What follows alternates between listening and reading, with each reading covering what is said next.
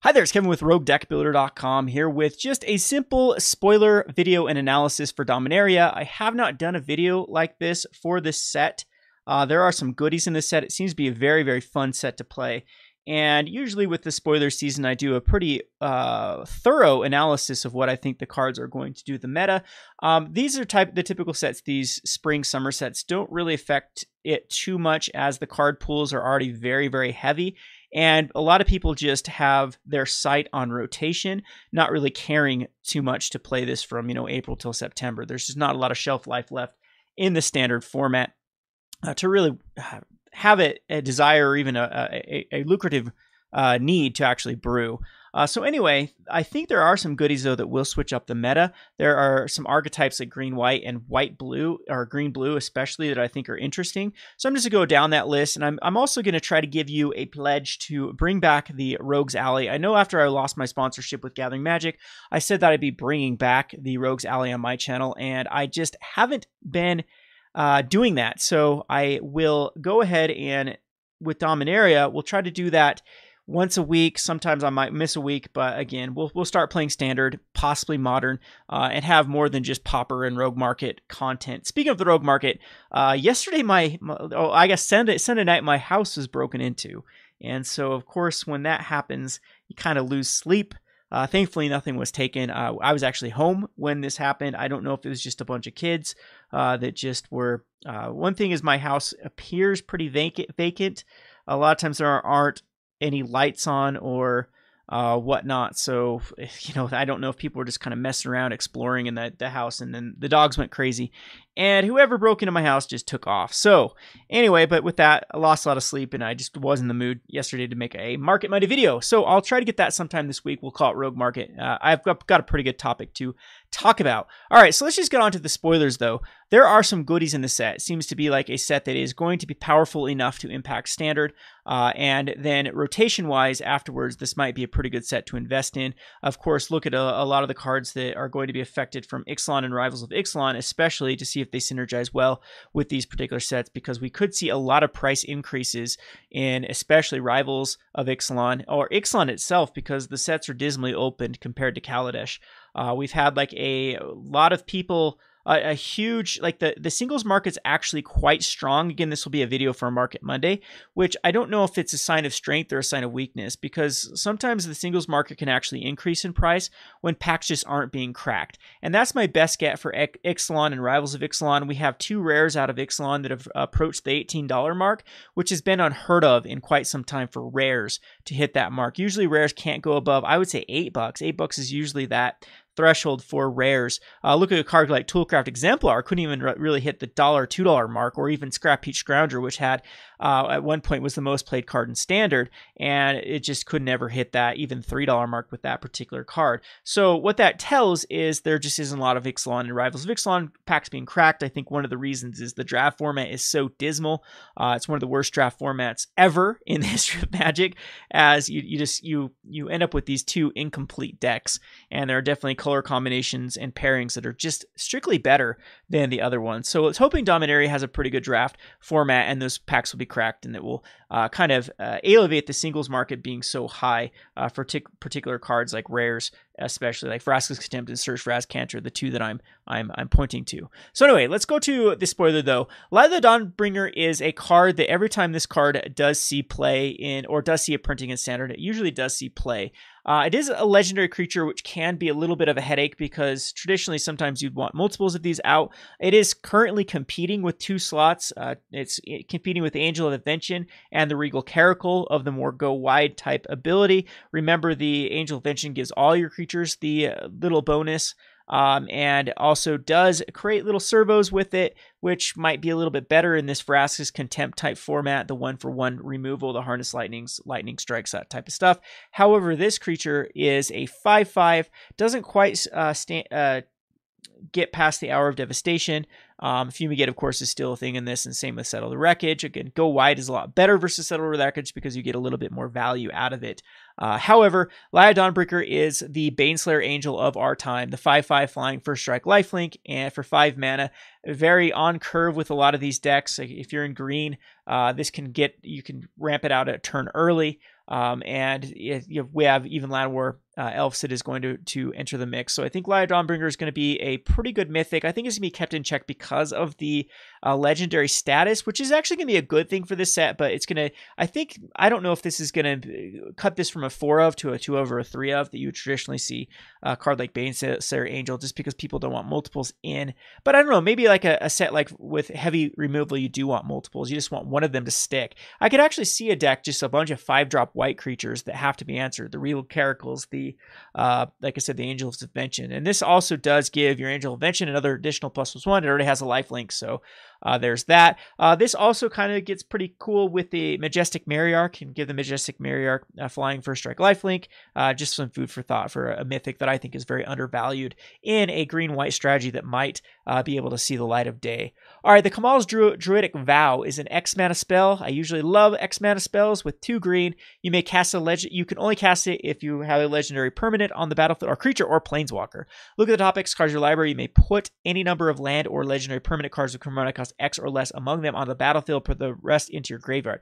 So the land part is awesome because that's going to be right there. What, 35 to 40% of your deck is going to be lands. And the more you pump into this, the better of this ramping. I don't know if it's going to take the place of Hour Devastation. The one thing that this doesn't have going for it is you do have to have a legendary card out for this to be able to be cast in the first place. This is where I really like the green-blue Nissa, as it comes out as quickly as turn 2 with the Land War Elves. Then you can actually set it up with your Scry ability to make sure that these things are on the battlefield. And then if you even cast this for 2, if with the Scry with Nissa, that if you can set this up, and you can put anything convert mana cost X or less, so it could be 2 lands at that point. It's not that bad of like an Hour Devastation wannabe if you only get 2 lands. Later game too, this is going to be able to bank as much mana as possible into a card like this, and this can really get you back in a game, especially when we are kind of riddled with a value-based format. This could give green the value that it needs. Song of Freyalise, a 2 mana Saga card, and 1 and 2 says creatures you control add 1 mana of any color to your mana pool. Pretty cool in a go wide Huatli type strategy. And the 3 is you put a +1 counter on each of your creatures. They gain Vigilance, Trample, and Indestructible until end turn. So not a bad card for go wide. Like I was a Sram's Expertise, Huatli type deck. I could see this seeing play as a way to ramp out everything. I don't know how well this wants to be in multiples. It's kind of awkward too with the ability of having to trigger the 1 and the 2 on, like, it does basically what Crypto with Right does for a couple turns. So that card was very powerful. We did see Crypto with Right standard decks that used a lot of just the go wide strategy, and then going into like Collected Company at one point, or just flat out getting as many cards out as possible. I used it in a black-white Aristocrats type build, and then was able to ramp out everything on 1 turn. And then of course, this is put a +1 counter on each creature you control is pretty good too. So in white, of course, there's Sram's Expertise. In black, there is Weapon Enthusiast that works pretty good with this. Marionette Master, those type of decks. It could bring back Marionette Master, the old school Marionette Master deck that I used to use with the Weapon Enthusiast and the Crypto with Right, just trying to ramp it out. We'll have to wait and see. Alrighty, so here is a Forebear's Blade, an artifact equipment. Equipped creature gets +2/+0 Vigilance and Trample, and whenever equipped creature dies, attach it to another creature. This is a pretty sweet card. The problem is getting this equipped to the first creature. Once it's on the first creature in a go-wide strategy, this is pretty cool. Of course, we'd want some card like Nissa, the old school one that just put a 0/1 plant out to just continue to get value. But I mean, this could be the Rancor of our format. It's still in a format with cards like a Braid that can shut this down, so keep that in mind. There still is a lot of artifact hate out there because artifacts are very relevant in the format. But the Vigilance and Trample is also pretty good because you can be aggressive with your little token creature and then also keep it back to block. So I think this card might, on first analysis, might be a little bit underrated, just because a lot of times equipments with a high equip cost are not playable. But however, this one actually does seem to me to be playable in a go wide, going back to green-white strategies where this can just continue to equip. Just, you have all this fodder. Looking at Weapon Enthusiast again, those type of servo cards are great with this because every one of those becomes a threat. Very similar to how people used to play the Rancor on kind of the go wide strategy. No matter what was out, Land War Elves, the Servant of the Conduits, whatever those become huge with a card like this, and then can attack in and then leave back to being a blocker. So I'm not going to judge a book by its cover too quickly before actually playing this card and seeing how well it works in those go wide type strategies. We have the Chalet, Voice of Plenty, 4 mana for 3/4 flying. You Planeswalkers you control and other creatures you control have hexproof, and then it does have the ability to dump mana into it to give +1/+1 counter on each creature you control. This might not be this might be an option in a sideboard, like maybe the green-white Vizier decks in Modern might want this.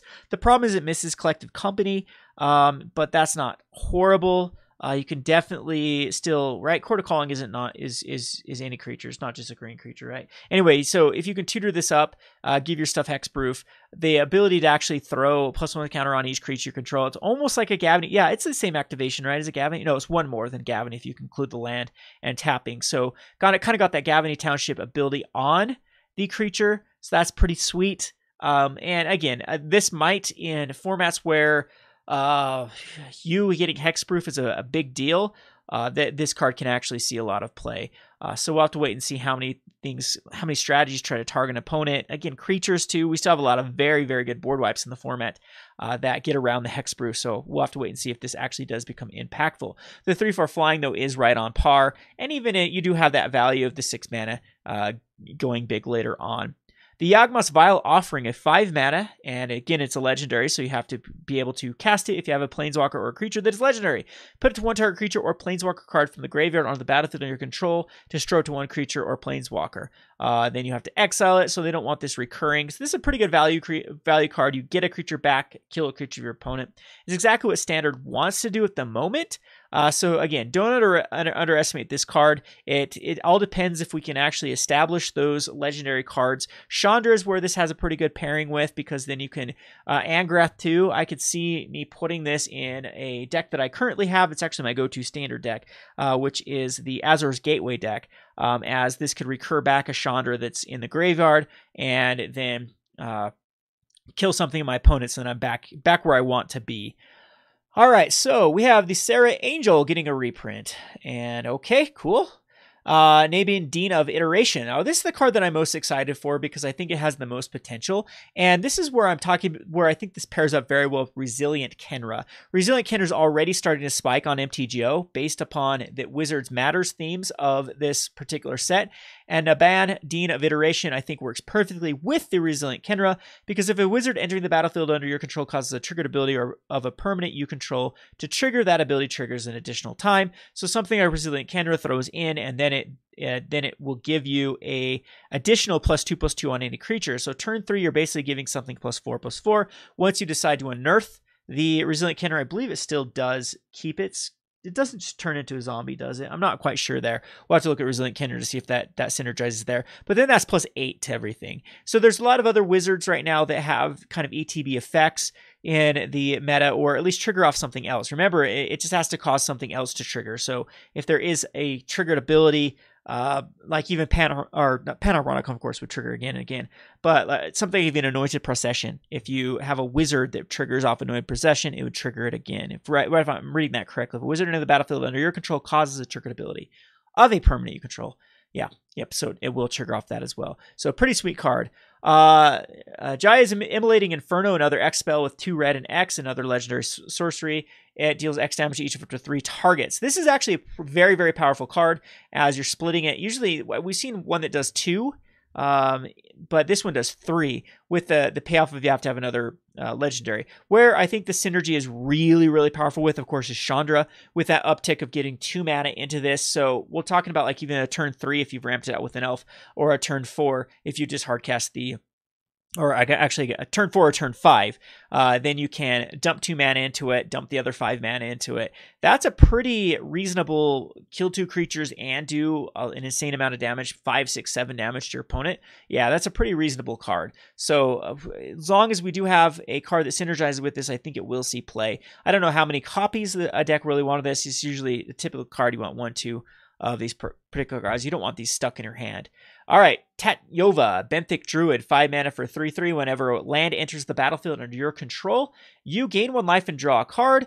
Pretty good card with cards like Hour Devastation. We can go back up and see the synergy with Kamal's Druidic Vow, as it synergizes perfectly with that, as then all the lands you hit off the Kamal's Druidic Vow, then do the, I think you can actually hit the Tatvoya Benthic Druid off of this and then still trigger the lands to draw a card and gain a life. So pretty sweet little card, uncommon, legendary creature. Yeah, it's I can definitely see this playing some sort of land-based, creature-based ramp strategy that could actually work in a Grixis Energy dominated format at the moment. It does exactly what Standard wants at the moment, gets you value as well as gains life. So you got to think the top two decks are still the red deck wins, or red aggro, or even red mid-range or green-red monsters that try to dish off damage as quickly as possible. So this, of course, will mitigate that, give you a little bit of shielding. And then Grixis Energy, that is just the value of choice deck at the moment. So this could give some of the, I don't think it wants to go in a Merfolk deck, but in a green ramp deck, again, looking at Nissa here, I think this pairs pretty well. All right, Valdek, Keeper of the Flame, a 3-mana 3/2 at the beginning of combat on your turn. For each aura and equipment attached to Valdek, Keeper of the Flame, create a 3/1 red elemental creature token with trample and haste. Exile those tokens at the beginning of next end step. So this is a pretty sweet little card with Sram. Sram, of course, wants value out of the auras and equipments, and so does Valdek. So I could definitely see a Sram deck because there's also another white legendary creature. I have been soft specking into Sram. I've picked up 40-ish copies of Sram because I do think there'll be one last hoorah. And Sram's just a card that has always intrigued me because I think it's better and better as more cards get printed. So eventually I think the Sram will see a legacy in a modern deck. It has before in the past, but we might actually see it solidify as a tier 1 strategy in the past. So Sram is something that I think at $1, I'm picking up at $1 to $1.15, I think is undervalued at the moment, and is a good card to sit on long term. It's also from Aether Revolt, which is a worlds different from being from Kaladesh, as I do think Aether Revolt can hit long term. Anything from Kaladesh, though, is a huge liability because that set was just printed to oblivion. All right, Rona, Disciple of Gix. 3 mana for a 2/2. When this enters the battlefield, you may exile target historic card from your graveyard. You may cast on that card's exiled with Rona, and then you exile the top card of the library. So you get the value of the historic card if one is in your graveyard, so looking at self-mill type strategies. And then this card can then get value later on with the 4 and tap. I think this is going to be a pretty sweet card in Limited, so do not underestimate Rona. However, Standard, this might just be too much to ask for just the 3 mana for a 2/2. Commander, this might be a fun commander as well to build around. All right, so then we have the Chainer's Torment. Chainer's Torment deals 2 damage to each opponent. You gain 2 life at 1 and 2, so it's a 4 mana that's going to gain you 4 life for a few turns. That's not terrible. It does have to trigger a whole turn. And then you create an XX Black Nightmare creature token where X is half your life total rounded up, and it deals X damage to you. That is kind of a liability to deal half your life at that point to give back a Nightmare. I don't know how well I like this card. Seems like a huge liability. Hey, there's Dinosaur on the arts. Are we going to get more dinosaurs to work with dinosaurs? Territorial Allosaur, there we go. There's a dinosaur. It is going to compete already with a couple of 4-drops that already exist. When it enters the battlefield, if it is kicked, it fights target creature. The kicker cost is 2 and a green. It is a 5/5 for 4. Great limited card. I don't see this to be able to really compete with the slots that already exist. Yeah. I don't see this to take over the, what do we have right now? The Raptor, the 4/5 that draws a card. Well, I don't know. Maybe it could for a 5/5. Yeah, but then 7 mana to kill something. So yeah, late game, it's not a terrible draw. Does have some ways to be ramped out earlier to reduce that cost. I don't know. Again, we'll leave judgment. Does Dinosaurs just might want kind of like a vanilla 5/5 just for that slot again to have the pairing? We have a 5-drop though that creates 8 power already. That is tough to see play. We'll see. All right, so another card, we need the translation, which is Teshar, Ancestor's Apostle, a bird cleric for 4 mana with flying. Whenever you cast a historic spell, return target creature card with converted mana cost 3 or less from your graveyard to your battlefield. So the historic cards are artifacts, legendaries, and sagas are historic. So this gets pretty silly. Yeah, this gets really silly. Whew, artifacts. This seems to be something that could be easily busted. Yeah, we're talking easily busted with historics. Because artifacts, there are so many 0-costed artifacts in History of Magic, where we can just then do a creature card with converted mana cost 3 or less back to your graveyard to the battlefield. So we need to find a converted mana cost 3 cards that can then want to be sacked to do something else, possibly return a permanent back from, or just bounce a permanent. So artifact creatures work here, right? Is there an infinite right there that, no, it needs a sack ability. So like what I've seen is something in Ornithopter. So Ornithopter casting triggers off the ability to get back a converted mana cost 3 or less from your graveyard to battlefield. So then we need something that sacks, that returns Ornithopter back to your hand. And then we have a rinse and repeat loop right there that then with like a Blood Artist type effect just wins the game. Yeah, this card's busted. This is going to have some busted. It looks like people have already figured out some busted stuff with this card. The 4 mana is the only thing I think that's keeping this in check. I would not be surprised if we find an infinite combo with Kaladesh. Kaladesh has so many artifacts that I'm pretty certain there is going to be something silly with this particular loop. Geez, Treasure Keeper just seems... No, Treasure Keeper's 4 mana. Too bad there. But we got to look at all this, scour all the 3 mana converted mana cost artifacts. They could have some sort of silly abilities. Plus, can't forget legendaries. There are a lot of legendary cards that do sack themselves. Like, what's the one out of the green-white one that you can sack to then bring back something? There's got to be some crazy loops with this card. Crazy loops. All right, we'll look into that further going on. Squee the Immortal is kind of cool. 3 mana for a 2/1. You can cast Squee from your graveyard or from exile. This kind of gets cool with discard-based decks or exile-based decks. So Food Chain and Legacy, of course, people have already been talking about.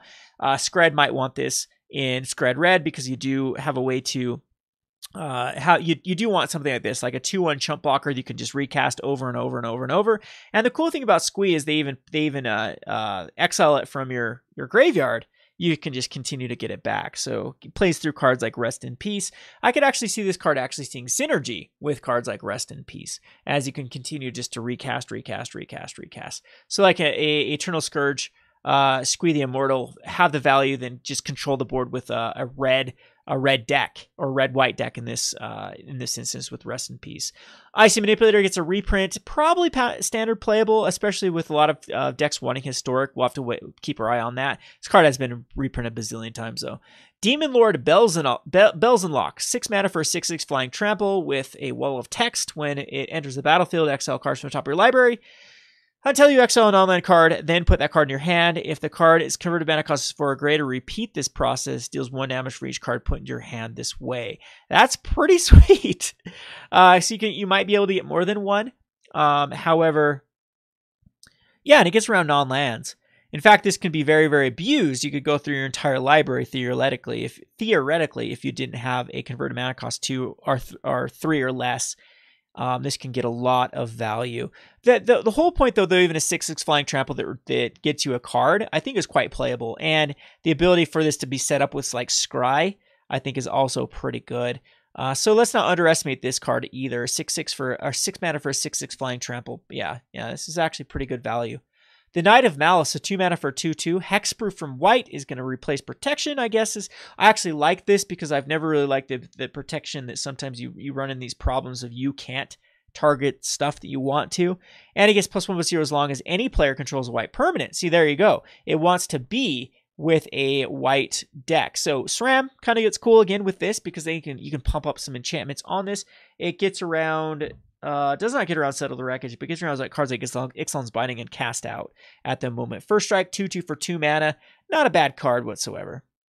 All right, unfortunately, though, it is an uncommon. Can't see Pauper. I'd love this in an Armancer deck.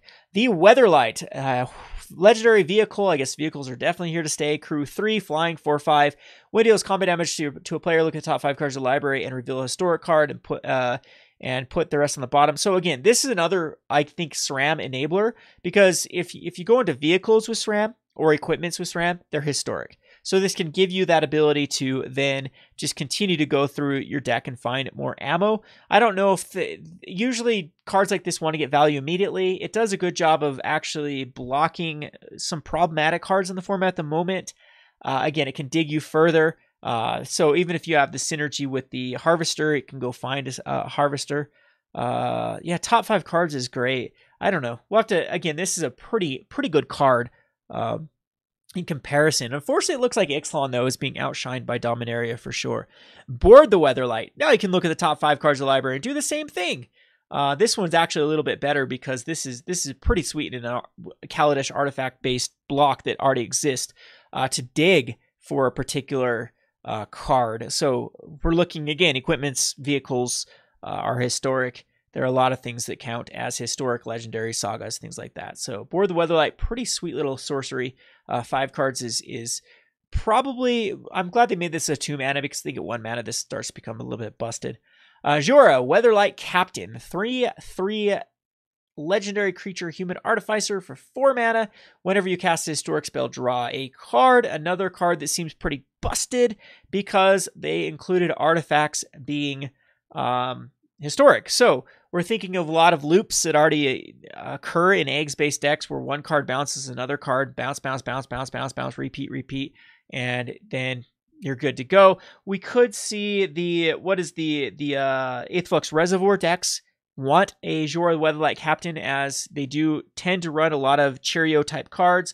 And then don't we still have the card that just returns everything back to your hand and then recasts it? I believe that was Kaladesh, right? And then you draw a card for each card you return back, and then this would draw your entire deck and then win the game. So I'm pretty sure that this is going to find some shenanigans. This set just looks like a lot of shenanigans. Shenanigans.set is what Dominaria is. So I don't know if that's going to be a good or a bad thing. Wrath, Capation Ship's Mage, a 4 mana for a 3/3 flying flash. You may cast historic spells though I had flash. Remember, artifacts work in this. This is typically what a lot of EDH decks want, is artifacts that have flash. Pretty sweet little card. Again, this set is just full of just everything being value. Giving this flash and flying, I think it puts this over the top of being from borderline situational playable to actually pretty good. Arvad the Cursed, a 5 mana vampire. Keep that in mind. That's pretty good. Death Touch, Lifelink, other legendary creatures you control get +2/+2. Nice little Death Touch card. 3/3 Lifelink, Death Touch. Sure, that's right on par. We do have Vona in this particular slot already that doesn't see a lot of play, but this could be a top end curve of the vampires based deck. We have Maverin that gets +2/+2. I'm trying to think of any other vampires. We have Ihini that's not bad either. They can kind of go in this type of slot. We'll have to wait and see if this is actually playable or not. And if we look away from vampires, of course, there's a lot of legendary creatures that can want the +2/+2. All right, so Slimefoot the Stowaway. This is definitely a card that I'm very, very interested in brewing around. It's a 3 mana for a 2/3. Whenever a sapling control dies, it deals 1 damage to each opponent. You gain 1 life, and then you can create a 1/1 green sapling creature token for 4 mana. Where I really like this is just how it pairs well with the card that is already pumping out a sapling per turn out of Ixalan or Rivals of Ixalan. I can't remember what the card's called. It's a 5 mana that throws 1 out each turn. That's kind of sweet. So in a brawl type format, I think Slimefoot's going to be a fun little commander to brew around. We'll have to check and see how many sapperlings are out there versus plants. There's a lot of plants. The one I'm thinking about does put out a sapperling, not a plant, right? I'll have to go and check that. I'm pretty sure it's a sapperling. So that's good little synergy there. And there's some other sapperlings in this set as well.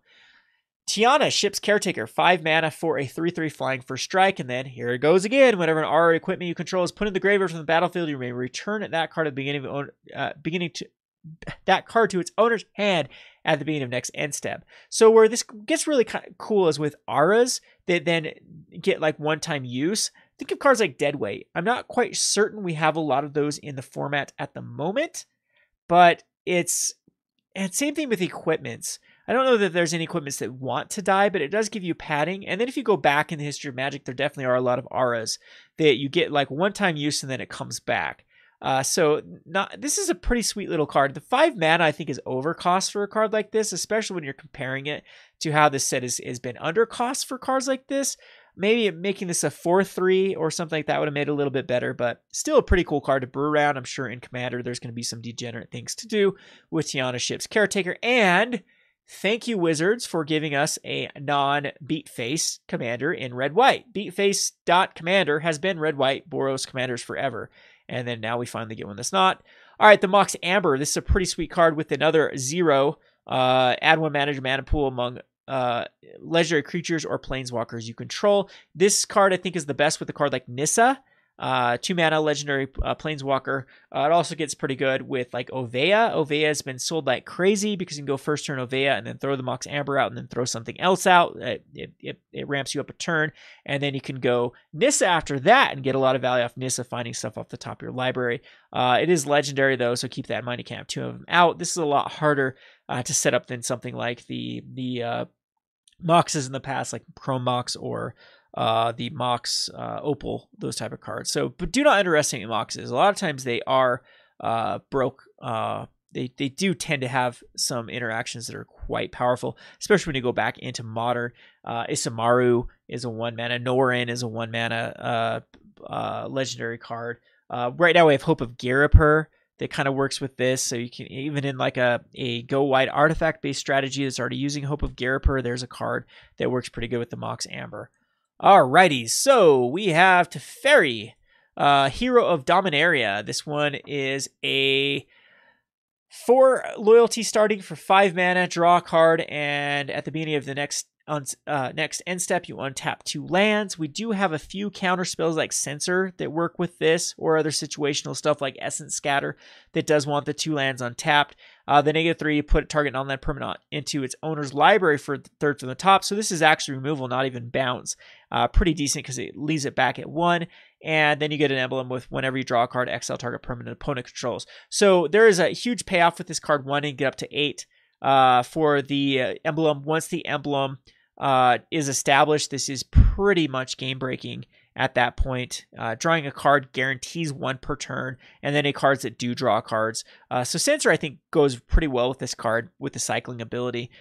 Any way that you can actually protect this, I think, is actually really, really potent. So again, this is a card that the mana costs a little bit. 5 mana, typically with the draw card ability and a way to protect itself, sees play.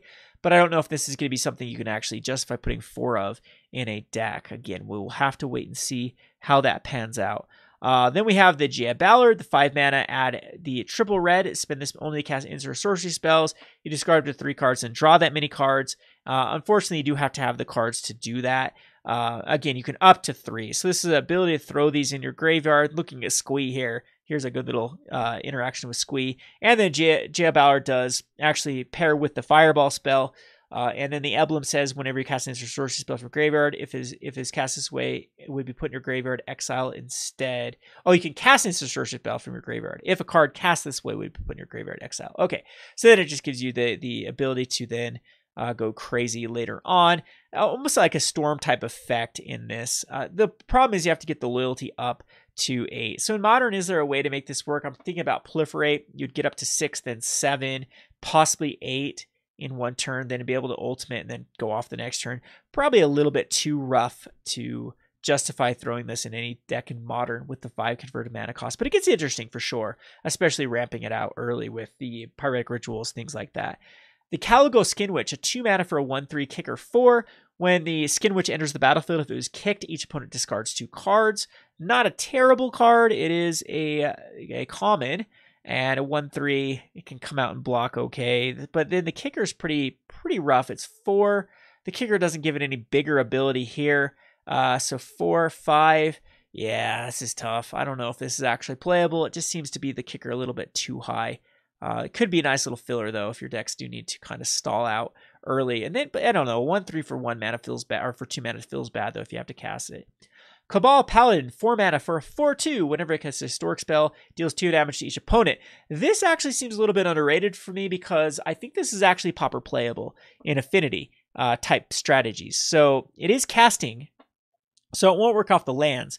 But if you can find a loop again that throws back 2 0-drop historic cards, so we're looking at artifacts, this is just game ending. So there's got to be some pairings with this card that just wins the game. So do not underestimate this card. It's got a 4/2 body, which is okay. It still dies to shock. In this instant, I probably would rather have a 2/4 with survive lightning strike and shock. But this card just gets bananas with going back in the history of Magic, what this card can do. It'll be interesting if Pauper is something that can brew around this. I'm dead certain there's some sort of stupid loop that can happen with Cabal Paladin. Said it correctly finally. To just win the game. All right, so the Evangel, 2 mana for 2/2. Who cares? Karn's Temporal Sundering. You can only cast if you have a legendary creature. You target player takes an extra turn after this one, and they can return up to one target non-land permanent to owner's hand. So it gives you this ability to kind of protect yourself. A lot of people are thinking this in take extra turns deck in Modern. This is exactly what you want but it is non-land permanent. But if your opponent did somehow resolve a spell, this is a way you can actually bounce it and still take an extra turn. So it's all right. And this doesn't, yes, you do have to exile. They're doing the exile of all these take turns just so it can't be abused later on. The Mirari's Conjecture, 5 mana for the Saga. You can return an instant card from your graveyard to hand. Pretty sweet. Return a sorcery card from your graveyard hand. Again, pretty sweet. And until end of turn, whenever you cast an instant or sorcery spell, copy it. You may choose a new target. This is pretty sweet in EDH for sure.